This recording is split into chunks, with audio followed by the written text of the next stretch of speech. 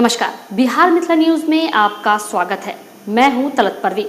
दरभंगा के फिजिशियन और cardiologist doctor Parveen Kumar Jha, जो दरभंगा में हृदय रोग विशेषज्ञ के रूप में जाने जाते हैं।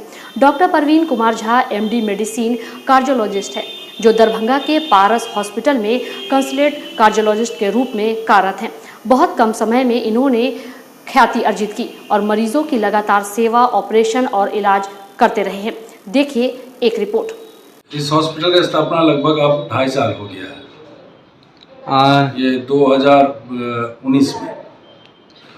और मेरा नाम डॉक्टर प्रवीण झा हुआ और मैं मधुबनी जिला का हूँ रहने वाला। मैंने अपना MBBS SKMCH मुजफ्फरपुर से किया है, फिर MD मेडिसिन रांची से किया है।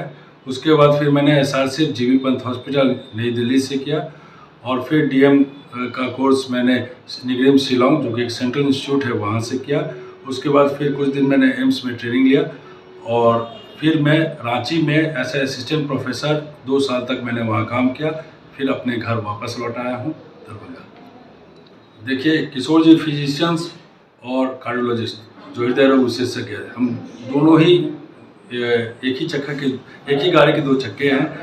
वो लोग भी मरीज को देखते हैं, हम लोग भी देखते हैं। अंतर ये हो जाता है कि कार्डियोलॉजी में जो बीमारियां होती है बहुत ही एक्यूट होती है, जैसे हार्ट अटैक। उसमें तुरंत इंटरवेंशन करना पड़ता है, जैसे कि जो हम लोग जानते हैं एंजियोग्राफी, एंजियोप्लास्टी, या किसी को कंप्लीट हार्ट ब्लॉक हो गया है तो उसका पेसमेकर लगाना, ये हो गया। दूसरा जो इको जिससे हम लोग को पता चलता है कि हार्ट का फंक्शन क्या है, वाल्व लीक नहीं कर रहा हो, एक ये हो गया। दूसरा TMT, जिसमें हम लोग मरीज को दौड़ा के देखते हैं कि हार्ट उनका कैसा काम कर रहा है। होल्टर मशीन हो गया, जिसमें धड़कन को हम लोग रिकॉर्ड करते हैं। ये सब का ट्रेनिंग हम लोग को अलग से दिया जाता है 3 साल का कोर्स में। MD करने के बाद 3 साल हम लोग को ये सब का ट्रेनिंग दिया जाता है। इसी को सुपर स्पेशलिटी ट्रेनिंग या DM कोर्स बोलते हैं। देखिए, शरीर में सबसे ज़रूरी चीज़, जैसे गाड़ी में आपको इंजन हो गया, वैसे ही शरीर में हृदय है।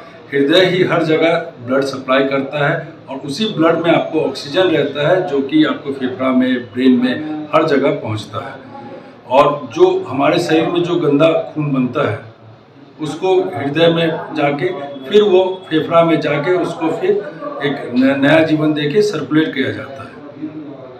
देखिए, स्टेंट, जैसे कि हृदयघात का पेशेंट है जिसको एक्यूट MI बोले, जिसमें 3 घंटा सबसे इम्पोर्टेंट है या फिर 12 घंटा तक करते हैं, ये वो। दूसरा, जैसे क्रोनिक स्टेबल एंजाइना वाला मरीज बोले, जो पुराने हैं, जिनके धीरे धीरे हार्ट में ब्लॉकेज हो रहा है, दोनों कंडीशन में स्टेंट लगता है। स्टेंट एक मिक्स्ड अलॉय होता है जिसके अंदर दवा रहता है। स्टेंट में अगर हृदयघात का मरीज है तो जितना जल्दी लग जाए उतना मरीज को फायदा होता है। इस क्लिनिक पे मैं अकेला डॉक्टर हूँ। ये हमारा एक क्लिनिक है दरभंगा हार्ट सेंटर, और हमारे यहाँ स्टाफ 7 हैं, जिसमें कि 3 स्टाफ हमारे पैरामेडिकल स्टाफ हैं। हमारे यहाँ आउटडोर की फीस मात्र 500 रुपये है।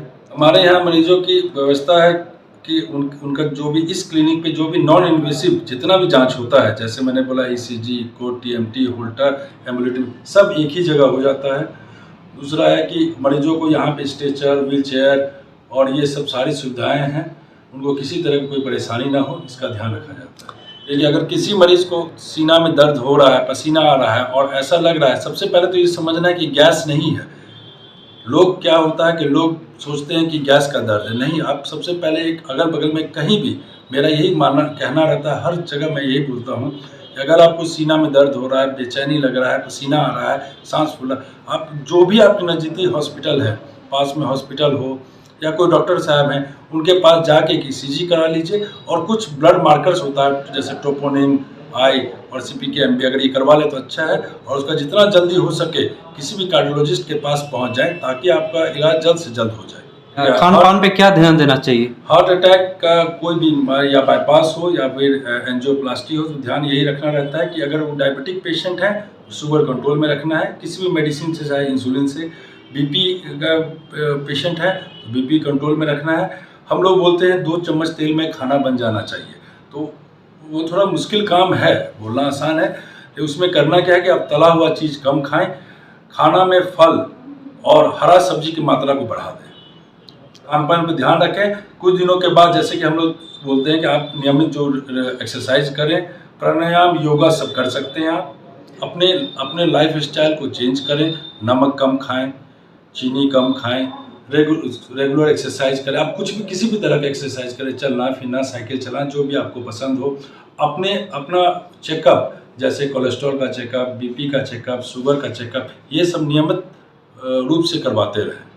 ये हार्ट अटैक आने से पहले कुछ लक्षण होते हैं जो कि जिसको टिपिकल लक्षण हम लोग हार्ट अटैक का बोलते हैं। जैसे सीना में दर्द होना, जो दो तरह का हार्ट अटैक होता है। एक होता है MI, जिसको हम लोग हार्ट अटैक जिसको हम लोग बोलते हैं जो कॉमन भाषा में। एक होता है क्रोनिक स्टेबल एंजाइना। MI में क्या होगा कि जैसे मरीज को, जिसको हृदयघात हिंदी में बोलते हैं, उसमें सीना में दर्द होता है जोर से। वो दर्द बायां हाथ में जाता है, गला में जाता है, पीठ में जा सकता है, पसीना होता है, सांस फूलता है और मरीज बेचैन हो जाता है। उसमें तुरंत मरीज को एडमिट करके आगे का जांच होता है और उसमें जो भी उपाय किया जाए, चाहे स्टेंटिंग चाहे बाईपास होता है। दूसरा होता है क्रोनिक स्टेबल एंजाइना। इसमें मरीज को क्या होता है कि चलने फिरने में सीना में भारीपन या सीना में दर्द का शिकायत होता है, या चलने फिरने में सांस फूलता है, सीढ़ी वगैरह चढ़ने में उनको दिक्कत होता है, जल्दी थक जाते हैं, चक्कर आना, कमजोरी होना, उसको क्रोनिक स्टेबल एंजाइना बोलते हैं। दोनों का इलाज लगभग एक ही है। दोनों में क्या होता है कि पहले एक एंजियोग्राफी जांच करके देखना रहता है कि हार्ट में ब्लॉकेज, हार्ट में 3 नस है, तीनों में ब्लॉकेज है या एक में ब्लॉकेज है, और अगर ब्लॉकेज है तो फिर उसको ठीक करना रहता है। देखिए, हार्ट अटैक के लिए कुछ रिस्क फैक्टर्स होता है, जैसे कि एक ब्लड प्रेशर, जिनको ब्लड प्रेशर है उनको हमेशा अपना नियमित जांच करवाते रहना चाहिए। दूसरा डायबिटीज़ या शुगर का बीमारी। ये तीसरा है जो लोग सिगरेट पीते हैं। चौथा है जिनका सेडेंटरी लाइफ स्टाइल है, मतलब जो एक्सरसाइज नहीं करते हैं, बैठे रहते हैं, मोटापा हो गया।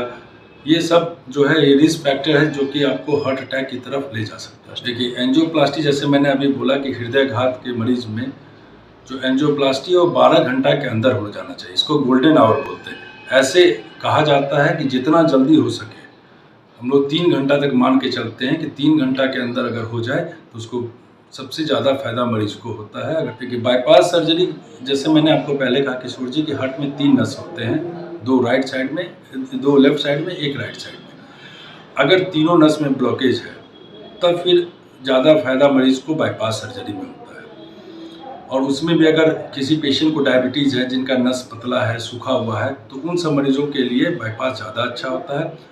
और अगर जो जड़ है, जिसको लेफ्ट मेन बोलते हैं, उसमें अगर बीमारी है, साथ में बाकियों नस में बीमारी है, तब फिर बाईपास मरीज को ज़्यादा फायदा होगा। बाईपास सर्जरी की सुविधा दरभंगा में नहीं है।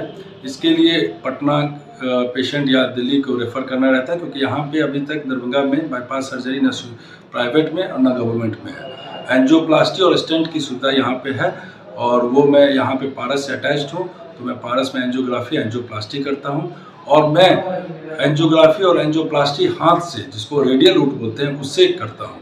उससे मरीज को तकलीफ कम होता है, मरीज चलता फिरता रह सकते हैं और 1 से 2 घंटा में मरीज घर जा सकते हैं।